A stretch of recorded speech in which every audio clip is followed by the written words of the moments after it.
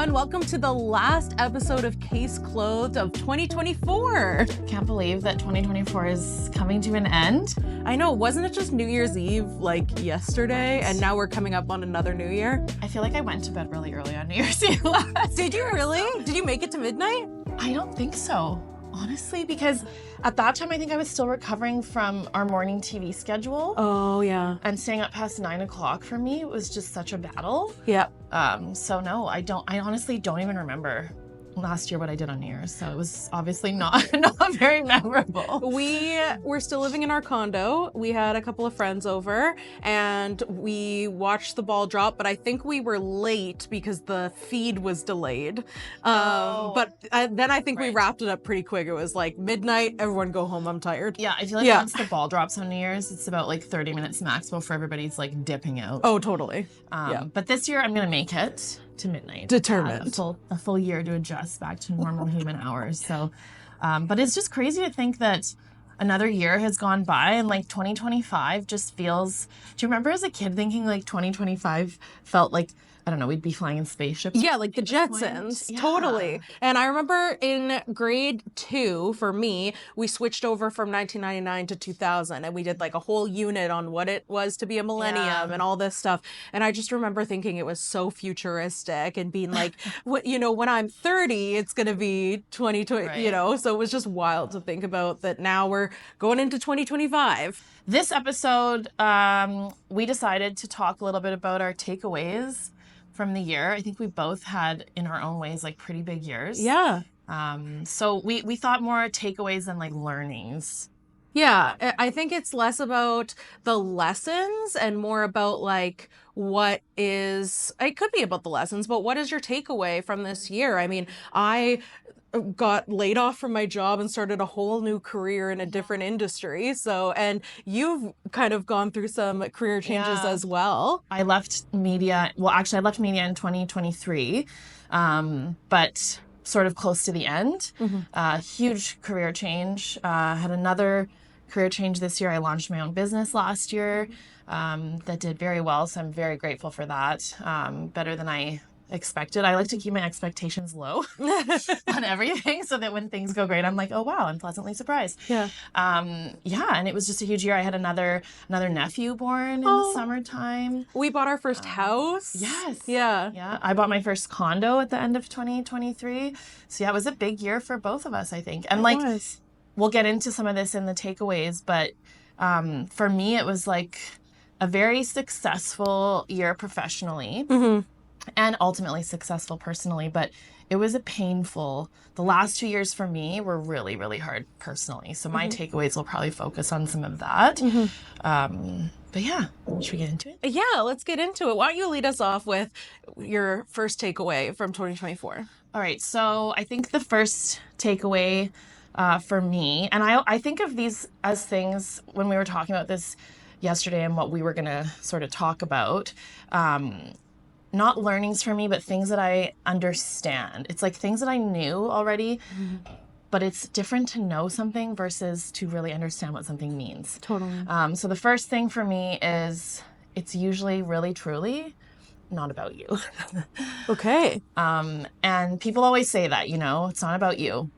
But to totally understand, I think, what that actually means, I went through like a healing journey this year, and understanding what that means was really part of that. I think we internalize so many things that other people say, that other people do, that hurt us, and we make that about us. And I think that's natural in a sense. But this year, for me anyways, I went through an experience that was really, really hard. And in that, I learned that it isn't about me. And the way that people treat you, or when someone treats you in a way that hurts you or treats you poorly, it's not a reflection on you. Yeah, especially if you've been your best self throughout something. Like, that in your heart, you've, done your best with what you have. And that what your best varies at different points in your life, because you're less healed, more aware, less aware. Like, life is a journey. But this year I started looking at it as when something like that would happen, and it could be in a relationship, it could be something your parent says to you, something a friend says to you, instead of looking at that and thinking like, what did I do, or what part of me made them behave that way, I started to look at the other person, and not in a critical way, just in a way that it was like I didn't allow that to go inside of me and make me change my own perception of myself. Okay. And now it's like, okay, what has that person gone through that made them say that, or, but caused them to react that way, or say the thing that hurt you, or whatever. And we don't know what triggers another person. We usually know our triggers. Exactly. But knowing like everyone comes from different walks of life, everyone is experiencing something that they're not public about, and it's an internal struggle. And so we really don't know if we say something and someone has such a big emotion or reaction, like it could be some trauma in them that we have no idea about. Totally. And I think it's not to say, oh, like it excuses people's bad behavior Definitely or anything, not. and it can still hurt. But there's a difference between something like hurting you and you being like, yes, this hurts, I acknowledge that this hurts, and you internalizing that and letting it change how you think about yourself, right? Totally. And I think, that was a huge one for me, and I think that also builds your self-worth as well. I think that leads me into one of my lessons for this year. And I want to frame it like this. Let your boundaries be stronger than your empathy. I don't want that to come off like being empathetic is bad or you should be less empathetic, because I truly think in this day and age, and especially here in Saskatchewan, I feel like we need more empathy, actually. I've noticed such an emergence of like individualistic mindset of like what's good for me, like I don't really care about anyone else. So like I would actually love to see more empathy.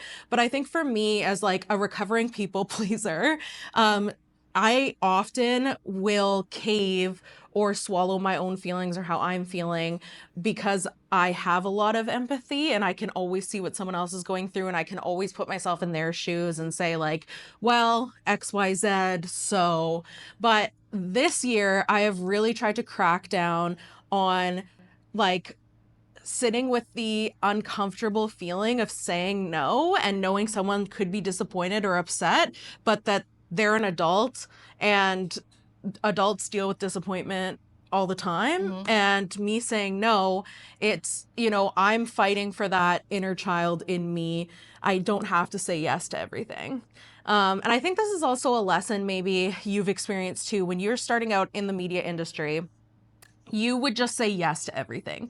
You wanted every opportunity. You put your hand up for everything. If they wanted you to work overnights and then early mornings the next day, like you're like, I don't need sleep, whatever you need from me, and you just did it. And now being this far in my career, and especially being laid off this year and starting in a new industry, there was that urge to people please right off the bat and say yes to everything. But I am further along in my career, and I think I've earned the right to know what's a good fit for me and what works for me, and have like a little bit more weight in having, my personal life be balanced with my work life instead of it being all work.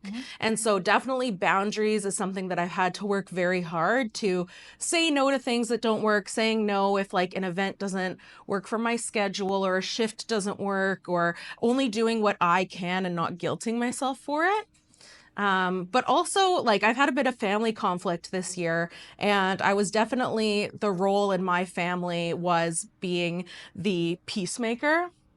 And I've taken a step back from that because it just felt like I was swallowing my feelings too much. And so I'm really trying to hold firm to boundaries this year. And we did talk to Ashley Breland, the boundary counselor from Breland Counseling, and she really solidified that for me. Yeah. And I think from that to learning like what a boundary actually is. Yeah. I think this is the year I learned what boundaries are. Yeah. And Ashley said in our podcast, they're not rules and expectations of other people. It's like it comes from you. It took me a long time to totally grasp what a boundary is. Yeah. And how to implement one. Yeah. And just because like someone who you feel is like has a position of authority, like a boss or a parent or someone above you, like just because they're in that position, you are still allowed to say no, or like, this is as far as I'm comfortable to be, or this is what I can confidently accomplish without having a panic attack, you know? And whereas before, like in previous years, I would have just, you know, taken everything on and just dealt with my mental health later. Right. And it's just not worth it anymore to me to operate that way. So my next one, there's this saying I always hear people say, like, the universe or God, you know, or the creator will teach you lessons until you learn them. And I don't like that saying because I find it's a little bit harsh. It's like kind of makes people feel like there's a wrongness in them, like, oh, there's something wrong with me, I have to keep learning this lesson. So, but I think there's another way sort of to frame that, and that's one of my takeaways, and that's that your wounds will stay open in some capacity until you make the effort to heal them. And I don't like to look at it as you're going to learn lessons until you learn them, because a lot of times your wounds are not your fault. Like recognizing them and becoming self-aware and trying to heal that is up to you and your responsibility as an adult. But I feel that, yeah, I think that I had some wounds. This was a year that I said, like, this year cracked me open and exposed everything I needed to work on. It like flayed you raw, like you were really vulnerable. Way. Yeah. It was just a really painful year for me, which not a lot of people would know because, of course, like social media is a highlight reel, and of course. I am a more private person. And my close friends knew, of course, and my family, but it really like cracked me open, and it was sort of took me to this point where I had to decide if I was going to try to avoid all of these things or if I was going to sit in it and try to heal it and take something from it. And actually feel it. Yeah, and I did that, and that was really hard because I am an oldest child. I'm the oldest grandchild. Oldest daughter, Oldest daughter. So sitting in my feelings, like I have a lot of feelings. I'm a big feeler. I'm a very empathetic person, but to actually like sit in that and feel it was really challenging. But I had a very painful relationship breakdown in my late 20s, and I had dealt with some of that. But there was quite a bit that I think I had just avoided that I thought I was done with. And then this year that came up again, and that made me realize, like, okay, I was able to put like 25 Band-Aids over that wound. Right. But it was still there. And until you heal it, there is going to be someone or something that comes along and pours salt into that wound. And when that salt gets poured into that wound and you are in like the depths of that pain, that person might stick around and help you heal it with you, or they might be someone that comes in your life and then leaves, right? Like whoever's pouring the salt in that wound isn't necessarily going to be there forever. Or maybe they will be, right? Like relationships, friendships can be like very healing experiences as well. But I think that was just a huge takeaway for me. It's like I can either avoid this or I can face it. And yeah, it's going to be painful. And healing is really messy, by the way. Like Instagram turns it into this binary experience of, you know, quotes on a Instagram slide. But no, it's really hard. And yeah, I just think there's these pivotal moments in your life where you can like embrace that, or you can continue to, you know, push it away. And I understand why people do that. It's not a judgment, but you got to heal it or it's going to be there somewhere under the surface. Did you find, and I find I'm really guilty of this, of like, we are both very self-aware people and smart women, and I find that like I constantly intellectualize my emotions, and I'm like, oh, this is from this, and I was triggered from this, and the trauma is rooted from this, but I over-intellectualize so much that I don't actually feel it. Oh yeah, I have read every single thing on the internet.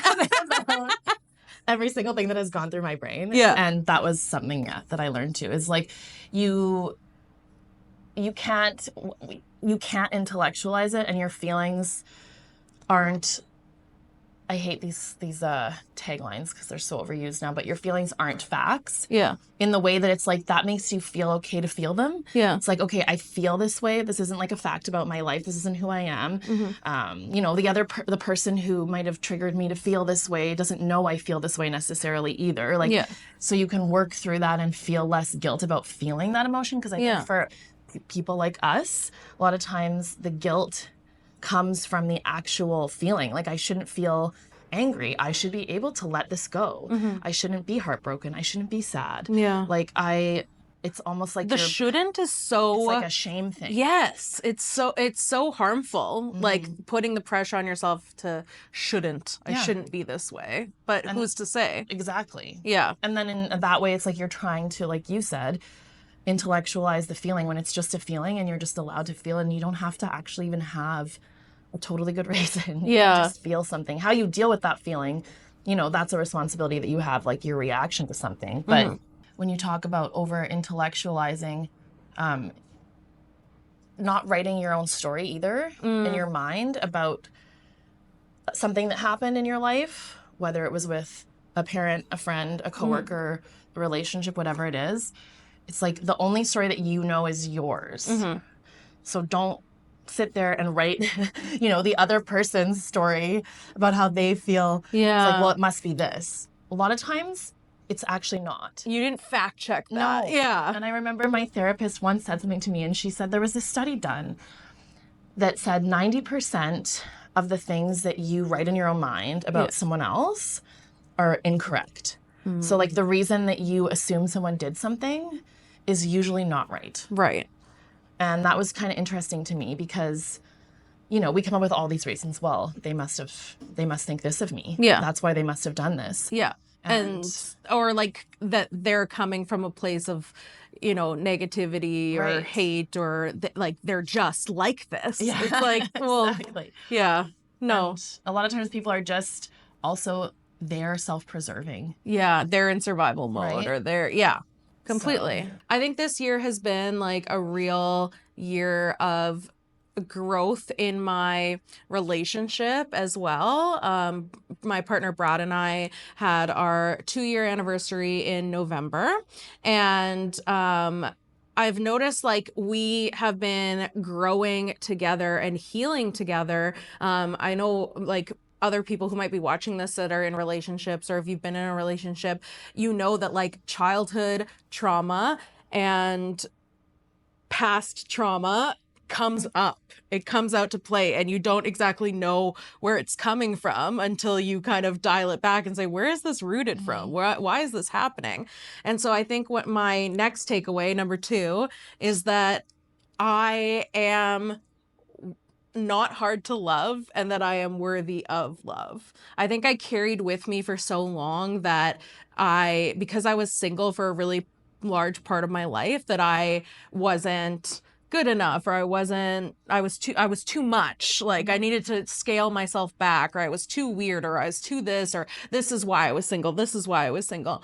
And I think this year, and growing with my partner, I realized like none of that is true. That's a narrative I was telling myself. And in fact, Brad has really brought out in me parts of myself that I had kind of stowed away, like, you know, that I really love trinkets and crafting and childhood nostalgia and all these kinds of things. Like he's been like, yeah, I love that about you. And so it's really like he's created this like safe space for me to actually be myself, and not like a G-rated, like masked version, toned down version of myself. It's like authentically being myself, and that authentic self is worthy of big love.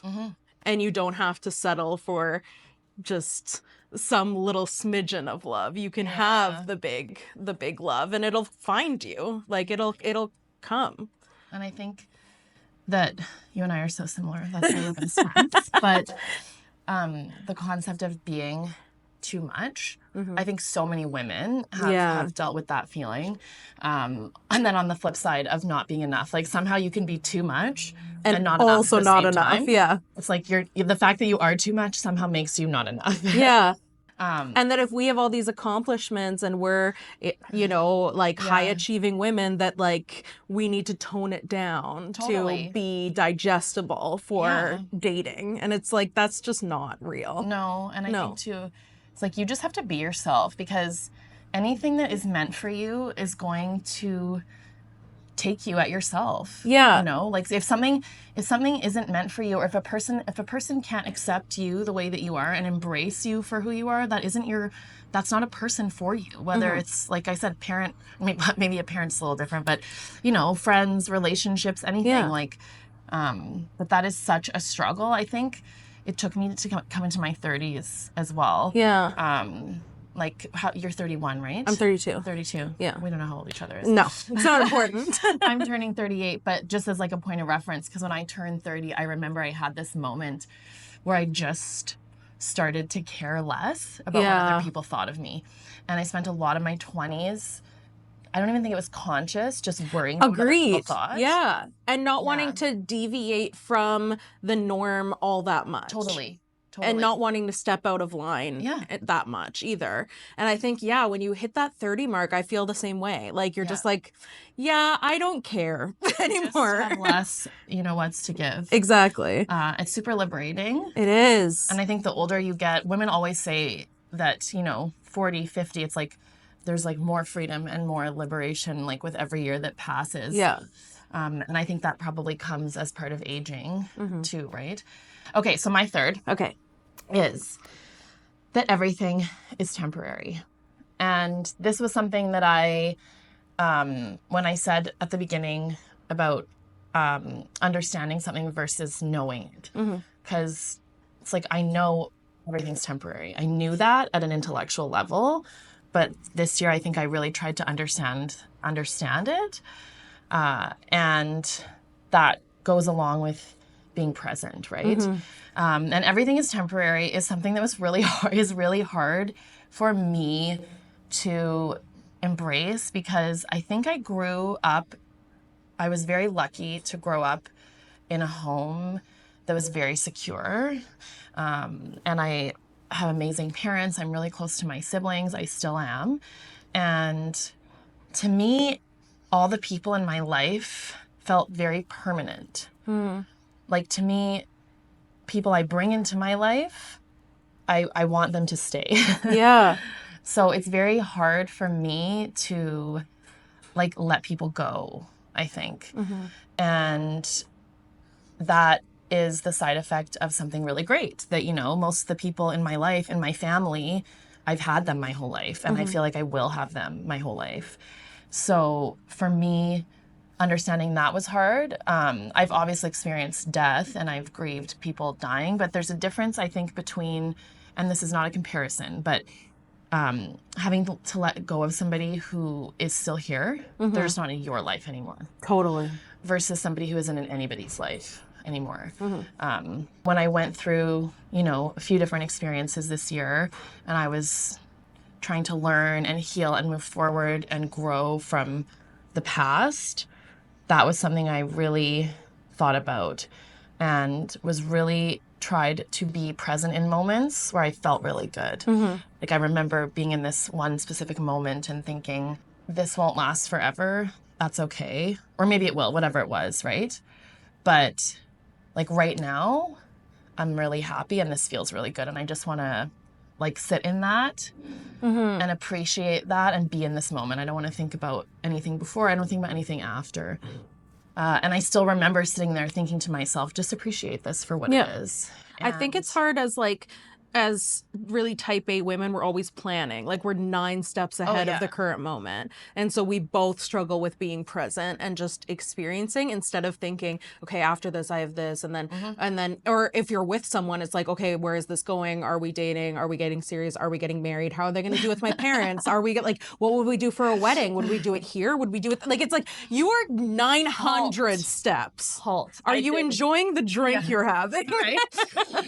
I did do that this year. I was like, there is another thing I've realized too, as we talk about this, is that you literally cannot plan your life. Nope. So it's like, you can have things that you hope for or things that you want. And I think it's okay to express those things and say, like, this is something that I want in the future, or to have goals maybe in your career or things like that.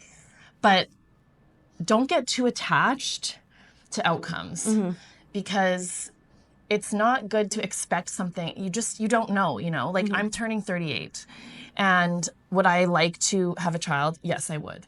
And there's many ways to do that. So we're not going to get into all that, but it's like, I also have had to think about, like, what if I don't, right? Yeah. And I have a promise to myself that I will be happy no matter what, because like life is just way too short to focus on things you can't control.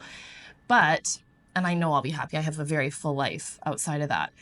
But it's like, you don't want to get, it's good to work towards something and to have a clear idea of what you want, but getting too attached to outcomes, I think, can just really lead to disappointment. And it's not to say that you don't think about the future when it comes to like your career or your relationship, but it goes back to that thing of like, everything is temporary, right? And everyone is also like on their own journey. But I think that's something I learned too, is just to, enjoy the drink while you're having it. I think something along the same lines as that is like the grief or the down moments are temporary. Nothing lasts forever. Like the sun will come out, time will pass, you will be happy again. But the happy moments are temporary too. And I think like when you're in those moments of like, you're on a trip and it's like, you're already thinking of like, oh, and then we got to go to the airport and we got to do that. Like, it's like, you're already making it go by mentally, because you're already thinking of like, oh, and when we get home, we got to do this and that and the other. Like, the happiness, the memories that you're going to look back on are so fleeting as well. So it's like, I think just both of us like trying to be more present going into the next year. Like, it's always a mindfulness thing. I actually think I did a great job of being present this year. That's awesome. That's one thing I'm giving myself a pat on the back for. I went to Tulum in November. I took this solo trip spontaneously. And I was so present during that trip. And I remember sitting on the beach with my glass of wine, and I was just 100% like, be in this moment. And like, it was so liberating and amazing. That's awesome. But and like you said too, the bad stuff is temporary, and it takes going through sometimes a couple things that you've come out the other side to realize that and remember, okay, like I came out of this really horrible, awful time in my life. I'm going to be okay. So it's both, the happy times are temporary. The bad times are too. I remember when my parents were going through their divorce, and it just happened in 2018. So it wasn't like a childhood thing. I remember thinking like, oh my God, this is my new normal. Everything's awful. Like, we're never going to have this again. I'm never going to have these moments. I'm never like, I got so bogged down in that like you will come out, everything you will come out the other side. What I know, grief and losing someone, like it's so real and heavy when you're in it, and you will, perhaps that wound will always be there and be that size. Like, you could lose a parent and it's like your entire heart has a hole in it, but then your heart will heal around that wound. It's not that the wound is going to get smaller, that you don't like love them as much, but it's like you will grow new health and happiness around the pain that is other people still there. Will, bring you love and joy and all of those things. There are some wounds that don't heal. I do believe in that, but there's people that make it easier. But you can like, when the Grinch's heart grew 3 sizes, like our hearts can grow to bring in more capacity. Like, there's always room for more happiness, I feel like. True. Sometimes I feel like my heart does not need to grow anymore. I've got I'm like, you need like a force field strong around there. Okay. You need I hear you. Okay, what's your third one? I think my third one this year has really demonstrated to me the power and strength of girlhood. I love that. I think so when the Barbie movie came out, there was obviously like this huge resurgence of like talking about girlhood and the like how much it holds us together, of all these like shared universal experiences. But this past year, what's really held me together as a person is my girls. And I have different girls in different facets of my life, but they've all just helped me move forward. I think this year was really hard for me dealing with, I think there were a lot of moments where the patriarchy just slapped me in the face. And Punch you in the nose. yeah, like it just I got so bogged down in election outcomes and just like gender disparity in different environments and just like a lot of things. And it's just the fact that I'm surrounded by so many strong, brilliant, powerful, caring women, and we're all going through this together. It made it easier for me to navigate. Totally. And I think like our girl group, we have our CTV Morning Live girl gang, us as well as Stephanie Mazzicott, Emily Renault. We've really tried, even though we all don't work in the same workplace and we used to take for granted all our hangout and gossip time at the office, and now we have to schedule it. But we have like, I think having that girl gang still going strong is like so important to me. And then I've found some new girls at my new job at the radio station, and like our newsroom is just full of really powerful, strong female journalists, and just like watching us all tackle like different issues and the patriarchy and just like really fight for having our voices be heard. Like that's been a really cool thing to be a part of. And then I have girls from home and high school and my childhood friends. My two best friends from elementary school, they came up to my new house in Saskatoon and we had a slumber party, and we did a bunch of stuff that we would do at slumber parties when we were little. Like we got a big haul of candy and we like all snuggled and watched, and then we stayed up till 2 a.m. gossiping. Like it felt, even though we're all in our 30s, it was like this moment of like, girlhood is strong as hell. Totally. Yeah. That's actually, I feel so empowered listening to this, but obviously the same thing about you and Steph and Emily. Like there were so many moments this year where our wine night saved me. Right? You know, and it would be like I'd be waiting for it because I just knew I was going to feel good after. You always feel good after leaving a girls' night. And I have a couple also really close friends. I've moved a lot. I've lived in so many different cities. So it's like they have families, they have kids, they have careers, and they still make the time to keep these friendships going until and they were there for me during like some really hard times, in between all of the other things going on in their lives. And I think those strong female friendships, like we're so lucky to be around like-minded women. I think I agree. It was a tough year to be a woman this year. Yeah. And I saw this post on Instagram, and it's usually posted to do with relationships, but it was, someone had posted this in regards, it was directed at women, like as a demographic. And it said, someone else's like inability to see your value doesn't mean it's not there. Right. And I think a lot of women felt at points this year, like, are we valuable to society? And that's coming from women who are at the top of like the privilege pyramid when it comes to women, right?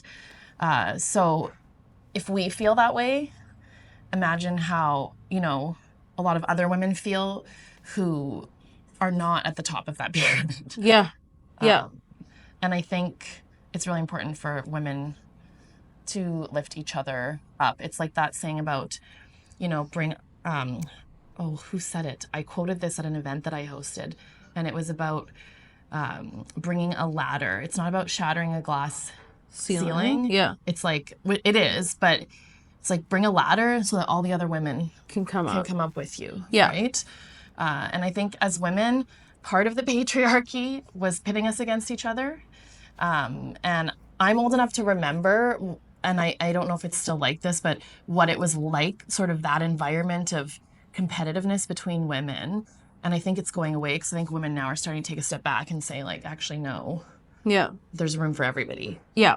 And I will be a ride or die girl's girl. Like, I will back up any woman. Same. Like, even if if it's like, not someone I totally know or someone who needs a backup or someone who needs a hand, like a stranger. It needs to be zipped up in their dress or whatever. Like, I am a girl's girl. I'll get you a bobby pin. I'll back you up in your argument. Like, I'm here to support women. And I think the cool thing about our group of friends and even just like our industry that I've noticed is that, you know, we all work in the event hosting space and panel moderating and all things like that. And we like actively pass gigs to each other. Yeah. So it's like, if I can't do something, I'm not going to gatekeep that gig. No. I'm going to call you or Steph or, you know, someone else if it's in another city and tell them about it. And I've had so many women do that for me too this year. Me too. Which has been really like, if I can't do it, I know tens of dozens of talented women who could do it. Yeah. So I think, that is really like my positive takeaway from this year. Yeah. Okay, and we're gonna shift. Yeah. We're gonna talk about our intentions. Or our intention for 2025. Yeah, I think sometimes New Year's resolutions has a negative kind of connotation around it because it's like, I want to lose weight, I want to get back to the gym, I want to do like, and that's not really what I'm about, but I am about like setting yourself up to be like, this is something that's really important to me that I want to work towards or set, you know, the mindset and the energy going into a new year. I have set intentions for the last 2 years. And there's been other years where I've done it, but I haven't really focused on it. And last year my intention was to get better at setting boundaries, which I think there was some improvement on that. And then before that, it was to be present. Yeah. And I actually thought about that intention like the whole year and everything that I did. Yeah. And that makes a huge difference to actually making an impact or making a dent in the thing that you're trying to improve on. So why don't you start with your intention, Al? So my first intention has a couple of parts to it. I wrote down some notes here ahead of this prep. So I want to engage in more media fast days, which sounds crazy as someone who works in the media, but that's why it is important. So no social media, video apps, TV, news, Spotify, podcasts, headphones. The idea is to force yourself to stay engaged with the actual circumstances in your life. And I think on days where I am so guilty of doom scrolling and doom editing. I'm always like on my phone editing content and churning out content and posting stories and posting reels and TikToks.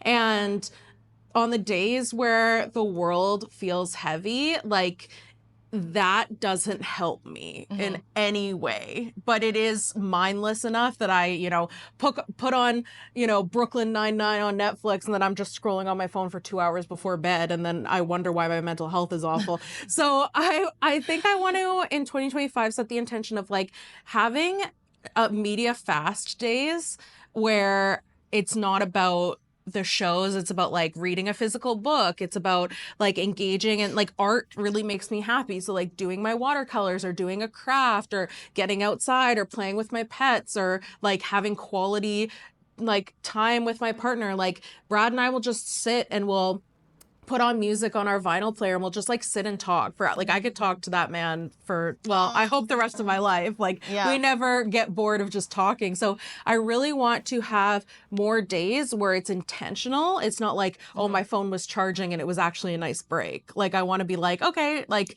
this Sunday, like after we have coffee, I'm putting my phone away. If it's an emergency, someone will find a way to get a hold of me, and I'm not going to look at it till I set my alarm for like when I go to bed. And I think that's really going to help me like center myself and not get bogged down in like I find I get really overwhelmed with notifications. Do you? Like when my phone is just stacked of like people sending me endless memes and like I think that you are a texter though. Yeah. I'm not. So I think people know like I'm not a texter. So they don't even try. Yeah. So I would be like the only person I would send memes to probably is you. Fair. Right? I maybe some other people here and there, but maybe, I think that might be why, because you are like a text communicator. Whereas I will like pick up the phone and you're like, hello? I'm like, what do you need? Are you in trouble? No. No, just calling. Yeah.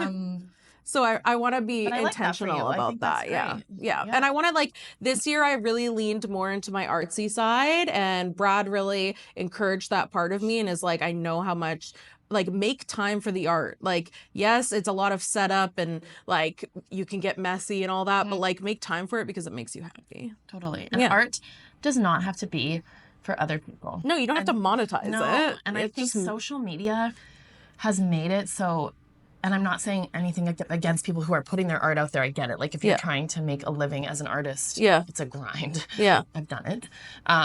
But you can also just sit, for me, it's like music, right? At my piano and write a song, and it can just be for me. Yeah. Like I don't have to record it or and show anybody. Yeah. I can just play music. I can just, like that's for me. Yeah. And your art can be for you. Exactly. Yeah. So important reminder, that it can just be for you. Yeah. And my intention. For you, I guess yeah. It's my turn. So my intention, and I had this conversation a month ago, and I want to just embrace like the lightness and joy of life. Yes. And that is my intention for 2025. I've had a heavy couple years, many beautiful moments, as well. And it was a necessary couple years, and I wouldn't say I'm glad it happened, but I understand, and it made me a better person. And I think now I'm just ready to kind of lift that weight. Yeah. And I kind of just had this moment a few weeks ago where I felt that, and I just felt, like I'm just ready to have joy and light and not worry and think about everything. Yeah. So that's my intention. I want to enjoy my life. Yeah. And I think I have a great life. I've built a great life for myself. I'm really proud of that. And grateful to all the people around me that have helped me do that. And I just want to really embrace that. And I want to focus on myself. And I've always been a person that does keep that focus on myself and like improving and all of that. But I just want to, live for me and kind of just let things go. There's this saying I heard from Mel Robbins, and it's just like, let them. And it's like, let other people do their thing, you do your thing. Exactly. And that's what I'm going for.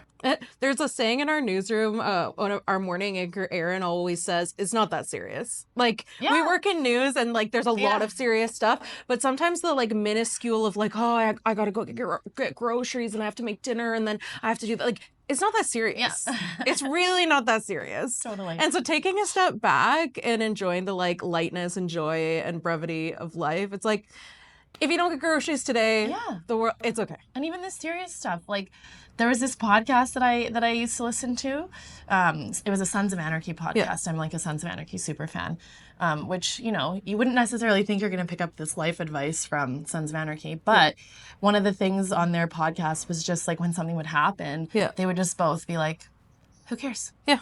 Who cares? It's not that serious. And I remember talking to my brother earlier this year and getting his advice on something. And I was like, it was about a relationship, and I decided to go to him because usually I go to my girlfriends. I'm like, is this about a man? I should go to a man for advice. Yeah. And he, I said, well, what if this person, like, what if I think I was like worried they would reject me or something. And my brother just looks at me and he goes, so who cares?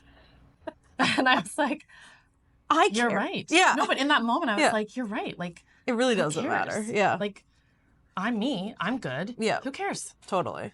And so we can take that into 2025. Lightness, joy. Yeah. Social media breaks. Yes. I've done them. They're amazing. Yeah. And taking time for yourself. And just like, it's not that serious. It's not that serious. Who cares? Yeah, exactly right. Well, that's going to do it for the last episode of 2024, but we're going to have more great podcast episodes and guests and topics for you in 2025. We're not going anywhere. We are not going anywhere. Yeah. And as always, massive shout out to Better Brothers Brewing Company for allowing us to film in their beautiful space. And if you're looking for New Year's plans, there's actually a family-friendly event happening this this New Year's here, New Year's And Eve. it's 6 to 9. Yeah, It's you'll like be the- home by 10. Be home by 10. They do an early ball drop, I believe. Yeah. Charcuterie boards. There's Music, a whole bunch. there's like some music trivia, Yeah. bingo stuff going on, and so if you don't have plans yet, mark this down as your plan. Yeah. So Better Brothers Brewing Company, 6 to 9 on New Year's Eve. And also, shout out to their new ginger ale. It's not alcoholic. It's like the best ginger ale I've ever had. It's absolutely wonderful. Right? Cheers to 2025.